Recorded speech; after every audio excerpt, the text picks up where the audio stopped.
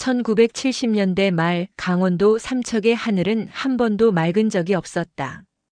거대한 시멘트 공장의 굴뚝에서는 밤낮 없이 희뿌연 연기가 뿜어져 나왔고 마을의 지붕도 길가의 이름 없는 풀꽃도 모두 서글픈 잿빛 가루를 뒤집어 쓰고 있었다. 그 무채색의 풍경 속에서 오직 한 사람 19의 이영애만이 이질적인 생명력을 뿜어내고 있었다. 영애는 고등학교 졸업장을 손에 쥐던 날 어머니의 해진 옷자락을 보며 꿈을 접었다. 집안 형편은 그녀를 대학 대신 마을 근처 시멘트 공장의 격리직으로 몰아넣었다. 그러나 공장의 투박한 작업복조차 그녀의 존재감을 지울 수는 없었다. 160cm가 조금 안 되는 아담한 키였지만 영애의 몸은 이미 성숙한 여인의 농익음을 머금고 있었다. 짧은 단발머리 아래로 드러난 하얀 목덜미, 걸을 때마다 리드미컬하게 움직이는 발달된 골반, 그리고 얇은 면 티셔츠 위로 도드라지는 풍만한 가슴은 사내들의 시선을 강제로 멈추게 하는 마력이 있었다. 그녀가 공장 정문을 들어설 때면 땀 냄새 찌든 작업부들이 하던 일을 멈추고 멍하니 그녀를 바라보았다. 영애자는 사람이 아이라 요물이여. 저 어린 것이 우찌 저리 몸놀림이 찰떡 같노? 길가에 쭈그리고 앉아 곰방대를 빨던 노인네들은 그녀의 뒷모습이 사라질 때까지 눈을 떼지 못하며 마른 침을 꼴깍 삼켰다. 그들의 눈에는 노골적인 탐욕과 음탕한 상상이 서려 있었다. 반면 빨래터의 안악들은 영애를 향해 비릿한 질투를 쏟아냈다. 영애가 지나가면 방망이질 소리가 거칠어졌고 들으라는 듯 혀를 찼다. 그런 시선들이 칼날처럼 영애의 살결을 베고 지나갈 때 그녀를 보호해준 유일한 남자가 바로 26의 정영태였다. 그는 공장에서 가장 성실하기로 소문난 청년이었다. 남들이 영애의 몸매를 품평하며 음담 패설을 늘어놓을 때 영태는 조용히 그녀의 책상 위에 따뜻한 보리차 한 잔을 놓아주던 사람이었다. 영애 씨, 먼지가 많으니 목 관리 잘해요. 당신은 이런 잿구덩이에 있을 사람이 아닌데. 영태의 눈빛에는 다른 사내들이 가진 음험한 색욕 대신 깊은 연민과 진심이 담겨 있었다. 영애는 난생 처음으로 자신이 한 마리 짐승이 아닌 귀한 사람으로 대접받고 있다는 느낌을 받았다. 두 사람은 공장 뒷산의 오솔길에서 비밀스러운 연애를 시작했다. 영태는 영애의 도톰한 손을 잡으며 평생을 약속했고 영애는 자신의 넘치는 새끼를 오직 이 한 사람을 위해서만 꽃 피우리라 다짐했다. 1년의 열애 끝에 두 사람은 마을 변두리에 작은 단칸방을 얻어 살림을 차렸다. 가진 것이라곤 낡은 이불 한 채와 삐걱거리는 밥상뿐이었지만 영애는 행복했다. 퇴근하고 돌아온 영태의 몸에서 나는 퀴퀴한 시멘트 냄새조차 그녀에게는 세상에서 가장 포근한 향기였다. 신혼의 밤은 뜨거웠다. 영애의 발달된 육체는 영태의 사랑을 먹고 더욱더 무르익어갔다. 그녀의 풍만한 가슴과 굴곡진 골반은 오직 남편 영태만을 위한 안식처였고 영태는 그런 아내를 보물처럼 아꼈다.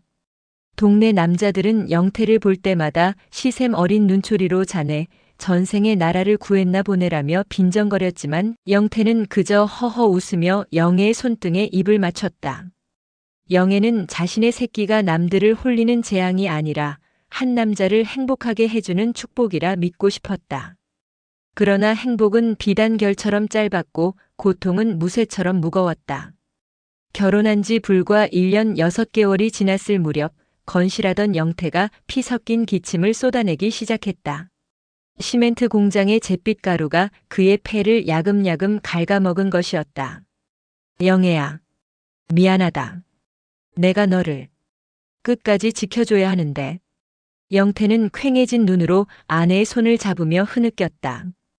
영애는 밤낮으로 극진히 병간호를 했지만 가난은 약값을 감당하기에 너무나 가혹했다. 홀어머니를 모시고 독자인 영태를 살려보려 영애는 자신의 보석 같은 젊음을 다 바쳤으나 하늘은 무심했다. 영태는 결국 30을 넘기지 못한 채 차가운 방 바닥에서 영애의 이름을 부르며 숨을 거두었다. 영태의 장례를 치르던 날 영애는 자신의 영혼도 함께 땅에 묻히는 것을 느꼈다. 이제 그녀의 나이 고작 21. 과부가 된 그녀의 앞에는 앞을 못 보는 것만큼이나 캄캄한 미래와 여전히 그녀의 육체를 노리는 굶주린 늑대 같은 사내들의 눈빛만이 남아 있었다. 삼척의 잿빛 안개는 더욱 짙어졌고 그 속에서 홀로 남겨진 영애의 미모는 이제 지독한 비극의 초대장이 되고 있었다. 영태 씨를 땅에 묻고 돌아온 집은 더 이상 안식처가 아니었다. 좁은 단칸방에는 그가 생전에 입었던 낡은 작업복 한 벌만이 벽에 걸려 있었고 그 옷에서는 아직도 지워지지 않은 시멘트 냄새와 영태 씨의 채취가 희미하게 배어나왔다. 영애는 매일 밤 그 옷을 가슴에 품고 울다 잠들었다. 하지만 슬픔보다 무서운 것은 현실이었다. 귀가 어두워 세상 돌아가는 소리를 거의 듣지 못하는 시어머니는 아들을 잃은 충격에 넋을 놓았고 집안의 생계는 오로지 젊은 과부 영애의 어깨 위에 놓였다. 마을 사내들의 눈빛은 장례식장에서부터 이미 변해 있었다. 보호막이 사라진 미모의 과부. 그들에게 영애는 이제 지켜줘야 할 이웃이 아니라 누구나 먼저 차지하고 싶은 먹잇감일 뿐이었다. 사건은 남편의 초상이 끝난 지 채 한 달도 되지 않은 달빛조차 구름에 가린 습한 여름밤에 터졌다. 시어머니는 건너방에서 깊은 잠에 빠져 코를 골고 있었다. 영애는 혼잎을 하나를 덮고 누워 천장을 바라보며 앞날을 걱정하던 중이었다. 그때였다. 부스럭하는 소리와 함께 뒷마당 담벼락을 타고 누군가 내려앉는 묵직한 소리가 들렸다. 영애의 심장이 덜컥 내려앉았다.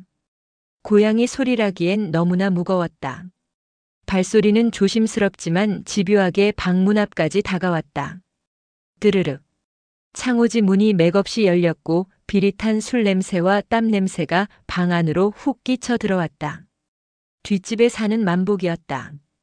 그는 평소에도 영애가 빨래를 하러 갈 때면 음흉한 눈길로 엉덩이를 훑던 사내였다. 누구세요? 만복 아저씨? 이 밤중에 여긴 왜?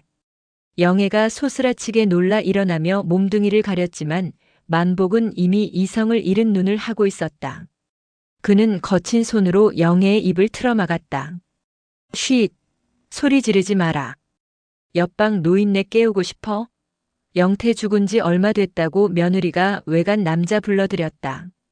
소문나면 내 시어머니가 참 좋아하시겠다. 만복의 목소리는 낮고 비열했다. 그는 영애의 공포를 정확히 이용하고 있었다.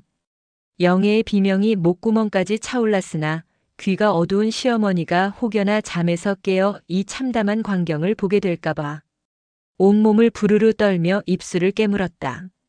부탁한다 영애야. 나 진짜 미치겠다. 한 번만 주면 내가 돈 줄게. 응? 이 장내보다 더 많이 줄게. 아무도 모르게 할게. 만복은 비굴한 간청을 쏟아내며 영애의 얇은 여름 저고리를 낚아챘다. 툭 하며 단추가 떨어져 나가는 소리가 영애의 심장 소리처럼 크게 들렸다. 만복의 투박하고 굳은 살 박인 손이 영애의 하얀 살결 위로 파고들었다. 남편 영태의 부드러운 애무와는 전혀 다른 날 것 그대로의 폭력이었다. 그는 영애의 풍만한 가슴을 으깨듯 움켜쥐었다. 영애는 눈을 질끈 감았다. 거부해야 했다. 뺨을 때리고 소리를 질러야 했다. 하지만 과부가 된 지 고작 한 달, 억눌린 슬픔과 극도의 긴장감 속에서 그녀의 육체는 기묘하게 반응하기 시작했다. 만복의 대담한 손길이 그녀의 허벅지를 타고 올라와 마지막 남은 팬티마저 거칠게 벗겨냈을 때 영애는 절망적인 수치심 속에서도 몸이 뜨거워지는 것을 느꼈다. 짐승 같은 만복의 고개가 영애의 다리 사이로 돌진했다. 쪽쪽. 조용한 방 안에 살을 빠는 외설적인 소리가 울려 퍼졌다. 영애는 자신의 가장 은밀한 곳이 만복의 거친 혀에 유린당하는 것을 지켜보며 눈물을 흘렸다. 그러나 그녀의 하체는 이미 만복의 리듬을 따라 젖어버리고 말았다. 그것은 영혼의 항복이 아니라 육체의 배신이었다. 마침내 만복의 거대한 물건이 영애의 좁고 뜨거운 곳을 억지로 열고 들어왔다. 영애는 터져나오는 신음을 막기 위해 자신의 손등을 피가 나도록 깨물었다. 만복은 영애의 젖은 가슴을 입에 물고 미친 듯이 허리를 돌려댔다. 영애 역시 자신도 모르게 그의 박자에 맞춰 허리를 움직이고 있었다. 슬픔과 쾌락, 공포와 욕망이 뒤섞인 기괴한 춤이었다. 만복이 헐떡이며 영애의 깊숙한 곳에 뜨겁고 끈적한 액체를 폭발하듯 쏟아냈을 때 영애는 직감했다. 이제 정조를 소중히 여기던 어린 영애는 죽었다는 것을. 만복은 거친 숨을 몰아쉬며 빳빳한 5원짜리 몇 장을 이불머리에 던져놓고는 들어올 때처럼 은밀하게 월담하여 사라졌다. 방 안에는 비릿한 정액 냄새와 영애의 소리 없는 오열만이 가득했다. 머리맡에 10,000원짜리 지폐들이 비웃듯 그녀를 내려다보고 있었다.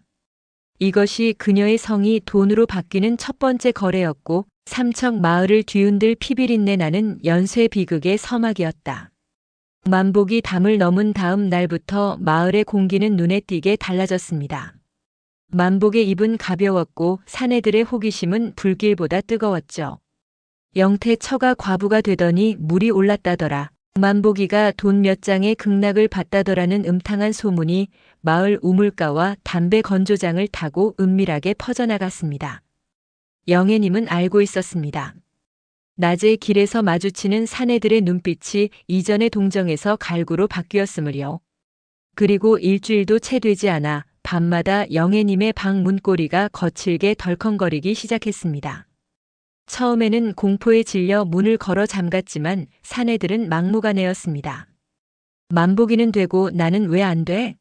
라며 들이미는 사내들의 손에는 늘 빳빳한 10,000원짜리 2-3장이 들려 있었습니다.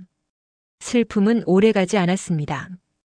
당장 시어머니 약값과 끼니가 급했던 영애님은 결단했습니다. 어차피 무너진 정조라면 차라리 이 짐승들을 자신의 발 아래 두기로 한 것이죠. 영애님은 더 이상 울지 않았습니다.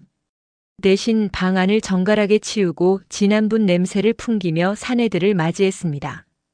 오늘은 김씨 아저씨 차례니까 박씨 아저씨는 내일 오세요. 괜히 여기서 싸우다간 우리 시어머니 깨니까.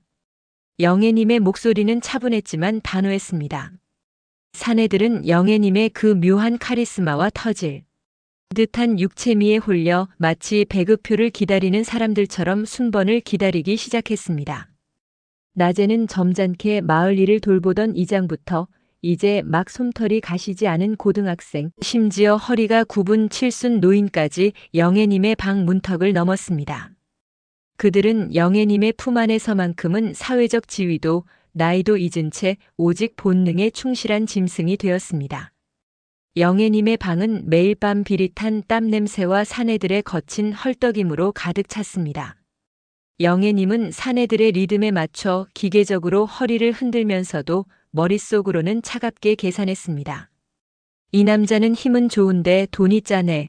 저 노인네는 숨이 가빠서 금방 끝나겠어. 사내들이 영애님의 가슴을 움켜쥐고 그곳으로 돌진할 때마다 영애님은 그들의 귀에 대고 달콤한 독설을 내뱉었습니다. 더 세게 해봐요. 돈값은 해야지. 그 말에 자극받은 사내들은 폭발하듯 영애님의 깊은 곳에 자신의 흔적을 남기고는 10,000원짜리 지폐를 던지고 도망치듯 방을 빠져나갔습니다. 방 한 구석 장롱 밑에는 지폐가 수북이 쌓여갔습니다. 그것은 영애님의 청춘을 판 대가였고 동시에 마을 사내들을 구멍동서로 엮어버린 영애님만의 비밀스러운 통치 수단이었습니다. 영애님은 그들이 방 안에서 쏟아내는 은밀한 마을의 비밀과 추문들을 수집하며 삼척의 작은 방 안에서 보이지 않는 권력을 누리고 있었습니다. 사내들 사이에는 묘한 동질감과 긴장감이 흘렀습니다.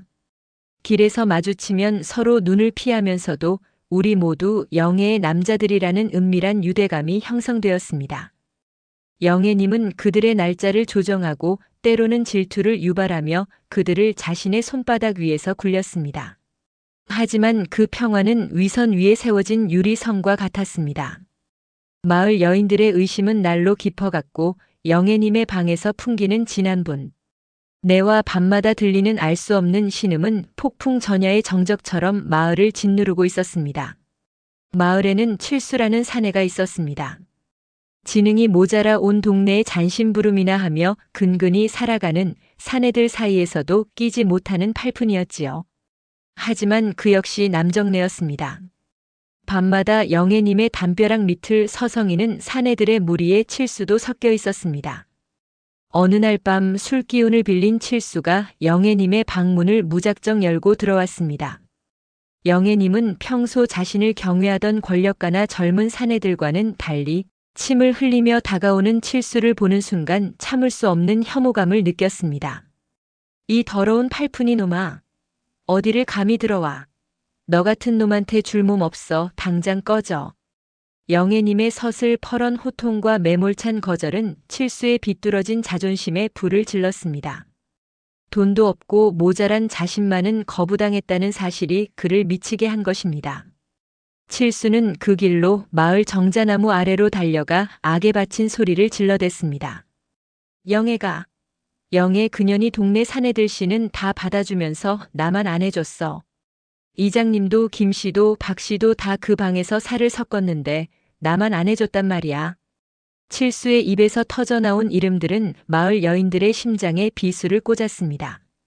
그동안 남편들의 잦은 밤 외출과 옷가지에 밴 낯선 분내를 의심하면서도 쉬쉬해왔던 아낙네들이었습니다. 칠수의 폭로가 도화선이 되어 평소 고결한 척하던 이장 댁 부인을 필두로 수십 명의 여인이 낫과 몽둥이, 빨래방망이를 들고 영애님의 집으로 들이닥쳤습니다. 이 요망한 년, 과부가 되더니 동네 물을 다 흐려나? 우리 집 양반 피를 말린 년이 여기 있었네. 영애님은 자다 말고 끌려 나왔습니다.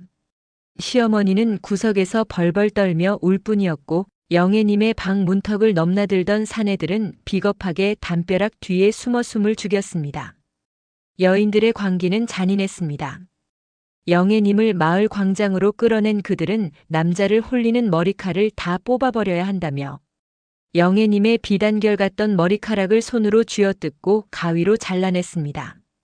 한 움큼씩 빠져나가는 머리카락과 함께 영애님이 누렸던 짧은 권위도 바닥으로 추락했습니다. 내가 원한 게 아니야. 당신네 남편들이 짐승처럼 들이닥친 거라고. 영애님은 절규했지만 여인들의 주먹과 발길질은 멈추지 않았습니다. 하얀 살결은 순식간에 시퍼런 피멍으로 얼룩졌고 고왔던 얼굴은 부어올라 형체를 알아볼 수 없게 되었습니다. 사내들은 구멍 동서가 되었다는 수치심에 고개를 숙였고 여인들은 자신들의 결핍을 영애님을 향한 폭력으로 해소했습니다. 마을 회관에 모여 결의했다. 이 환양년을 내일날 박는 대로 마을 밖으로 쫓아낼 것이다. 만약 다시 발을 들이면 그땐 정말 시신으로 나갈 줄 알아라. 이장의 서슬 퍼런 선고가 내려졌습니다. 영애님은 차가운 길바닥에 버려진 채 자신을 유린했던 사내들과 자신을 난도질한 여인들을 증오하며 밤을 맞이했습니다. 그 증오심은 영애님의 가슴 속에서 시커먼 독이 되어 차올랐습니다. 마을 광장에서 개처럼 끌려다니다 집으로 돌아온 영애의 방은 난장판이었다. 여편네들이 해집고 간 방 안에는 남편 영태와의 추억이 깃든 물건들이 짓밟혀 있었고 장롱 속에 숨겨두었던 돈 일부도 사라진 상태였다. 거울 속에 비친 자신의 모습, 쥐어뜯겨 듬성듬성해진 머리카락, 피가 맺힌 눈과 주먹질에 부어오른 입술을 보며 영애는 소리 없이 웃었다. 그 웃음은 미친 자의 달관이자 복수의 선언이었다. 나를 환양년이라 불렀지? 나를 쫓아내겠다고. 좋아, 하지만 빈손으로는 안 나가. 영애는 절뚝거리는 다리를 이끌고 움직였다. 장롱 깊숙한 밑바닥, 사내들이 던지고 간 빳빳한 지폐 뭉치와 귀중품들을 보찜에 단단히 챙겼다. 구석에서 숨죽여 울던 시어머니를 향해 마지막 절을 올렸다. 비록 남남이 될 처지였으나 죽은 남편을 생각한 마지막 예의였다. 밤 2시 마을은 죽은 듯 고요했다. 영애는 부엌으로 가 석유통을 들었다. 그녀의 목표는 명확했다. 낮에 자신을 창녀라 매도하며 머리채를 휘어잡았던 이장댁 부인, 그리고 자신의 몸을 탐하고도 사람들 앞에서는 가래침을 뱉던 이장. 그들의 가식적인 도덕을 불태워버리고 싶었다. 이장댁 담벼락에 도착하자 심장이 터질 듯 요동쳤다. 하지만 주저함은 없었다. 영애는 이장댁 곳간과 마루 밑에 석유를 들이부었다. 기름 특유의 매캐한 냄새가 코를 찔렀다. 니들이 나를 더럽다고 했지? 진짜 더러운 게 뭔지 보여줄게. 성냥을 긋는 영애의 손등에 파르르 경련이 일었다. 치익 소리와 함께 피어오른 작은 불꽃이 석유가 젖은 자리에 닿는 순간 붉은 혓바닥 같은 불길이 순식간에 기둥을 타고 승천했다. 불이야. 이장 어른댁에 불났다. 정막을 깨는 비명과 함께 마을이 발칵 뒤집혔다. 불길은 마른 나무를 집어삼키며 거대하게 타올랐다. 영애는 도망치기 전 불타는 집을 배경으로 멍하니 서 있었다. 불빛에 반사된 그녀의 눈동자는 증오로 번뜩였다. 살을 섞었던 사내들이 바지를 추스르며 뛰어나오는 꼴을 보며 영애는 비로소 가슴속 응어리가 조금은 녹아내리는 기분을 느꼈다. 그녀는 어둠을 틈타 마을 뒷길로 빠져나갔다. 강릉을 지나 속초 설악산 깊은 골짜기로 숨어들었다. 며칠간 짐승처럼 산속을 헤매며 썩은 열매로 끼니를 때웠지만 그녀의 머릿속에는 오직 하나뿐이었다. 나는 죽지 않는다. 다시 돌아와 너희 모두를 발 아래 둘 것이다. 결국 일주일 만에 영애는 잠복 중이던 경찰에 체포되었다. 방화와 절도, 도주 혐의. 법정에서 마을 사람들은 그녀를 입을 모아 비난했다. 사내들은 그녀와의 관계를 부정했고 여인들은 그녀를 악마라 불렀다. 영애는 그들의 위선을 비웃으며 3년의 징역형을 선고받았다. 차가운 쇠창살 안에서 보낸 3년은 영애에게 독을 채우는 시간이었다. 그녀는 자신의 미모가 왜 독이 되었는지, 왜 자신이 버려졌는지 끊임없이 복기했다. 그리고 40년이 흐른 지금 60 중반의 영애는 홀로 앉아 그때를 생각한다.